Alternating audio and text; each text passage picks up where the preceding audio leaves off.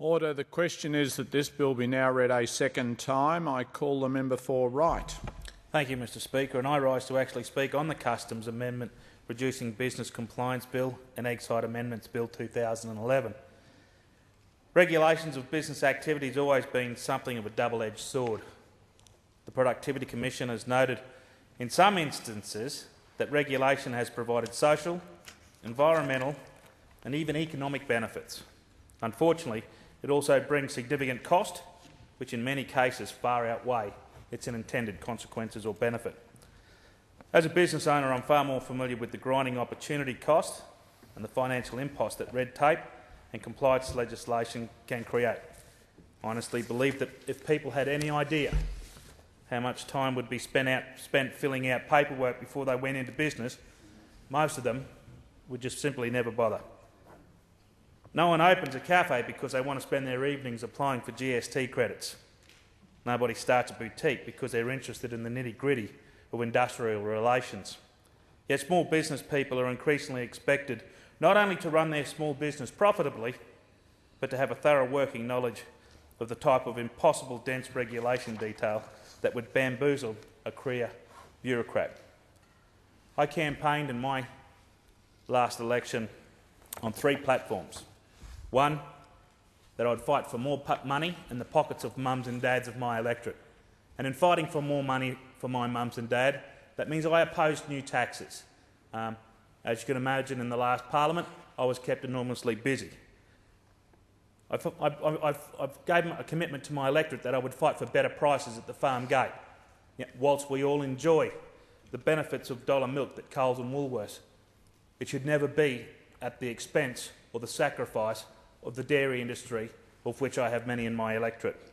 And thirdly, I fought on the basic principles of a reduction in compliance and bureaucratic red tape, which have a burdensome weight on my small business sector and impedes their profitability. In my home state of Queensland, the cost of red tape has gone up nearly 30% over the last 5 years alone. Small businesses are now expected to be speeding over 90,000 pages of regulation. Queensland has gone from being one of the beacons of low cost and low regulation to now being one of the most highly regulated states in the country. In fact, according to the Australian Industry Group, Queensland businesses faced the largest direct cost of compliance, with a whopping 6.5% of total expenses. Every year, Queensland businesses pay over $7 billion in fees, taxes and other charges. It's nothing short of extraordinary. In light of this unprecedented largesse from the small business sector, and in view of Queensland's current mining boom, the rivers of gold are flowing in our state, that Queensland government has still managed to lose the state's AAA credit rating. But that's Labor economic credibility for you. Unsurprisingly, a great many have decided to pull up stumps, my small businesses. Over the past 2 years, I've seen dozens of local businesses in my electorate simply go to the wall. From Chimboomba through to the Lockyer Valley, businesses are doing it tough, thanks to the low consumer confidence and high compliance costs. Just 2 streets up from my electorate office, there are 2 more empty shops, 2 empty shop fronts. Businesses that before Christmases were vibrant businesses, well, appeared to be, employing 4 or 5 people in each of those outlets. Under a Labor government, those jobs are gone, those businesses' doors are shut. Sadly, if Premier Bligh manages to cling on to power next month, it's only going to get worse for small business, because as the year starts, they've now got to get their heads around 400 additional pages of new workplace health and safety regulations. Local businesses like in my electorate and everywhere else have had a gutful of being made to jump through hoops of red tape just for the privilege of existing, for trading and employing people and trying to make a living. But you know what, Mr Speaker?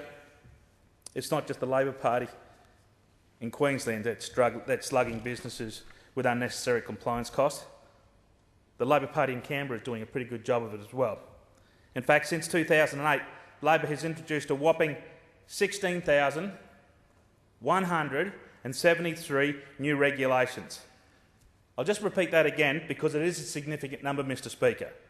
Since 2008, Labor has introduced 16,173 new pieces of compliance and their initial thought process that as each piece of regulation hit the table, they were going to take one off. But do you know how many have actually come off, Mr Speaker? I'm able to remind you, at the moment it's 79. 79. The bill under consideration here today, although aimed only at those businesses trading in products eligible for excise or customs duties, are designed to reduce the compliance burdens for small business, and for that reason the bill has my support. Under existing excise and custom laws, businesses are required to lodge an entry and pay the acceptable excise or customs duty prior to the goods entering the domestic market.